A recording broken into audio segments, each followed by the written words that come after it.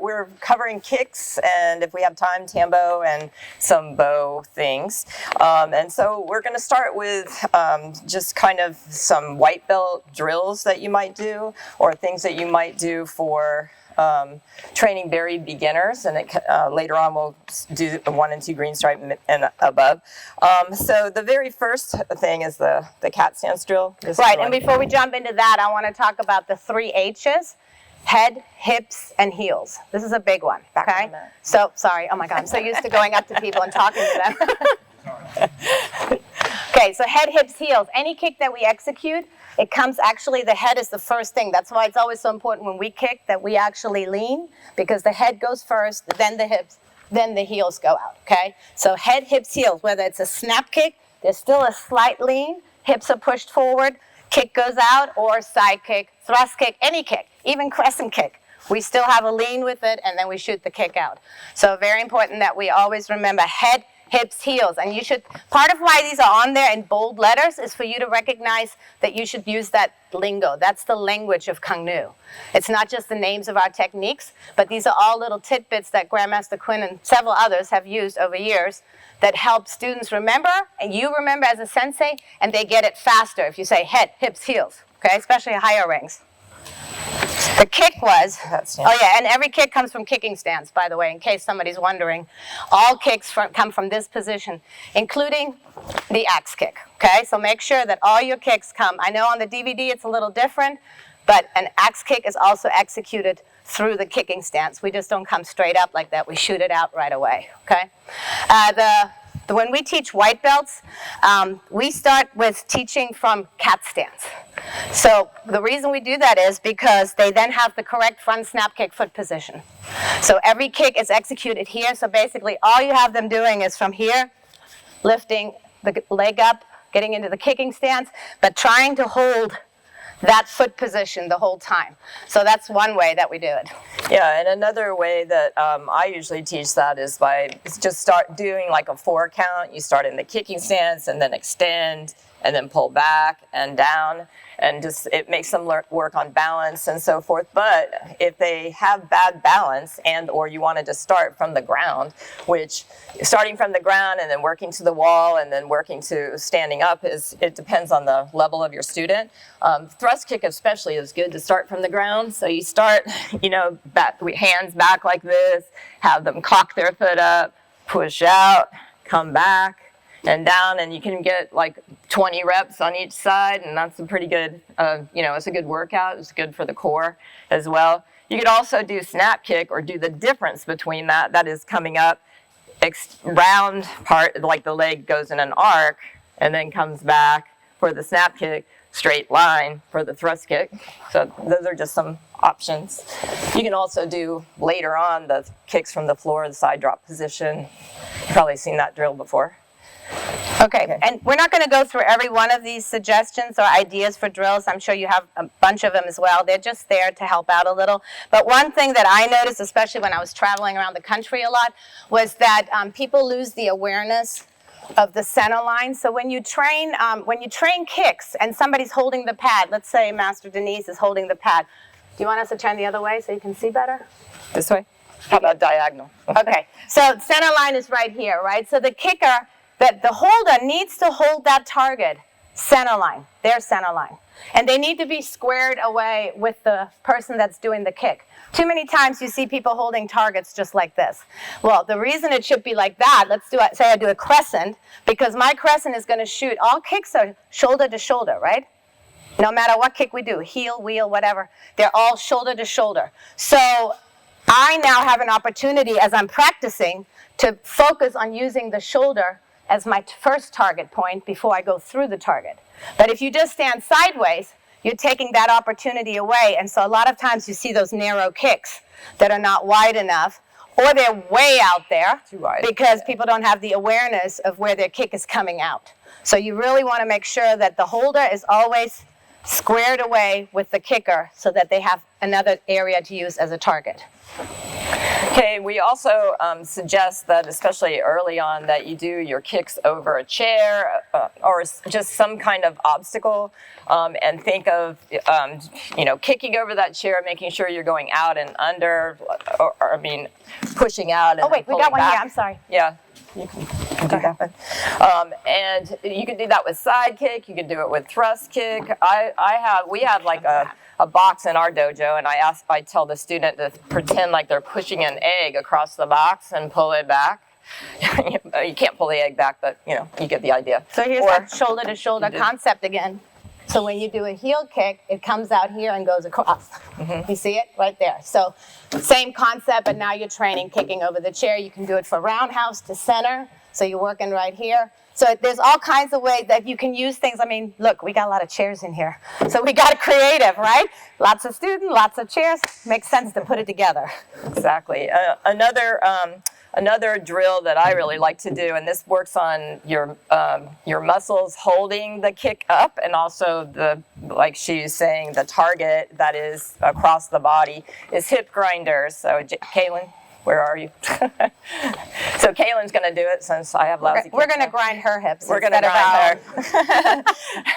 So the idea of this drill, so you would do this 10 times. She's doing 1 rep, okay? So she's using me as a target, and I give her 5 kicks to do, and I've already given them to her. So she's going to do it really slow, and this is the point of the drill. So you're going to extend out. You have good foot position. So as a watcher, I'm watching for foot position.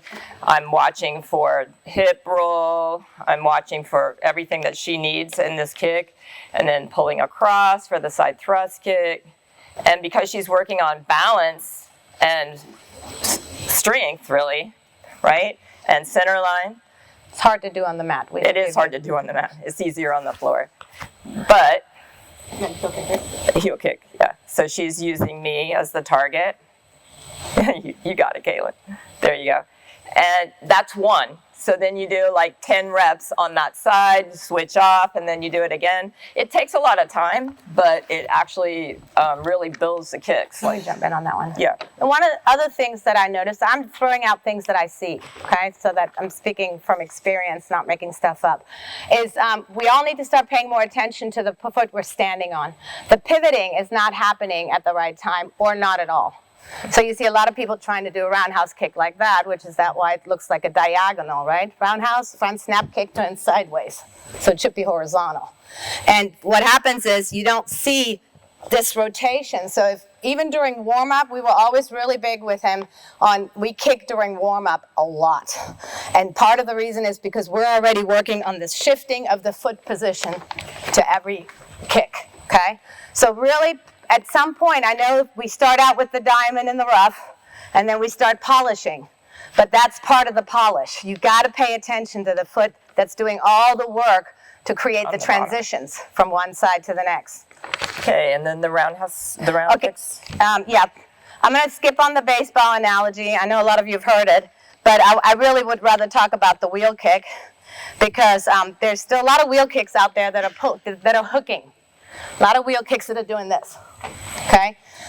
Think of a wheel kick as a side kick that goes across like a sweep, like a heel sweep, okay? So it's a side kick with a heel sweep. Then you pull it in. And that heel sweep is shoulder to shoulder again. So the side kick starts on the first shoulder. The heel sweep goes to the other shoulder. Then you pull it back into kicking stance. Okay, so really pay attention to that, because we see, and it happens with a lot of higher ranks too, that they just want to hook it in right away. There's no hook like that. There's only a pull in back to to kicking stance, but no hooking. Okay. The other thing is on the wheel kick, and I learned this from him because I did not wheel kick correctly either, and it took a while for me to relearn how to wheel kick the way he wanted it, was that he's really big on when you set up it's really hard to do this on the mat. Just want everybody to know that. When you're setting up for wheel, you are twisting the upper body first before you let the kick come out. Okay? So the reason why so many people end up doing this is because they haven't wound up the upper body in order to put themselves into position for their kick to be released. And so their kick comes out way too soon. So when you train this, you should make them twist, follow the elbow, like literally almost like a back elbow strike. So now I can't go any further. I'm feeling it. It's pulling right here, which means my leg has got to be released. Now my leg comes up, shoots out, and does the wheel. So it's very mechanical at first, but it's very effective if you break it down like that. And the smoothness will come later. Okay. And all kicks from the ground up, right? We did say that. Okay, so that's very important. Even the the heel kick can be trained on the ground first. So make sure you do that. Okay, Right, so we're going to move on to Tambo. And so the first part of Tambo is, do you want to go through these? PAF? Yes. So that's precision, angle, and follow through. So precision is about like where exactly you're hitting, hand position, all of that kind of stuff. Angle, of course, is the angle that you're going in. So if we're talking about diagonal, you got to make sure that you're going in a straight diagonal. What I see a lot is people are going more like a figure eight, like this way. So you need, or they're doing it really what I call flats, like this way. So you have to make sure that they're working on that angle. And follow through is going all the way to the side and then coming back behind you to set up for that next technique. So making sure that you're going through the beginning or parking lot position. So the other stuff, width, length, guarding, we'll let you go ahead and read that. So a couple things on the Tambo. I'm not going to go over the length and width and stuff of the Tambo, but there's still a lot of Tambos out there that are a little too short. You want them as long as possible because it shows off the extension and it makes the kata look even more beautiful. So definitely keep that in mind. But some of the things that we see again is, or that we saw, was the stepping offline. People still have a tendency to want to step here and block instead of stepping into the V. Just like in self-defense or in any applications that we do, we step off on the V. Remember the black belt meeting where we saw the video and the pictures of how we step on a V? Same thing with this. So it's not over here to the side. You are stepping in either to the preferably dead side of your attacker. So that's one thing. Another thing is any technique that is a stopping technique. So if you do kata 1 and you're here, the final technique is a stopping technique before we turn. Any stopping technique stops on a 45. It does not go past. If it's a continuous strike, obviously it does. But a stopping technique is always on a 45. That's also true. I'm going to throw a bow in there because of time. But when you do bow, it's the same thing. When you do a horizontal strike with a bow, you stop on the 45s. Okay? Not before. So that's very important. Okay. What's another thing that we have? The absorption for 5. Oh, yeah. Okay, and sorry. And on the strikes, when somebody's striking, let's do 6. This way. Turn this way. Okay? So notice that my weapon is on my leg. Okay? I see people trying to catch the weapon and block like this. When it comes on 1, we're here. 2, here. 3. Notice I'm stepping 45, turning my body slightly. 4, right here. 5, let it absorb. Your body is supposed to be the support to your tambo, to your weapon, okay, at all times. And all this is, people struggle with this one. Just think low soft style block, and you're holding a tambo. That's all that blocking position is, okay? Okay. I think that's it. Let's do a couple drills. Okay. The empty hand drill. All right, so let's do just a couple of things with you guys.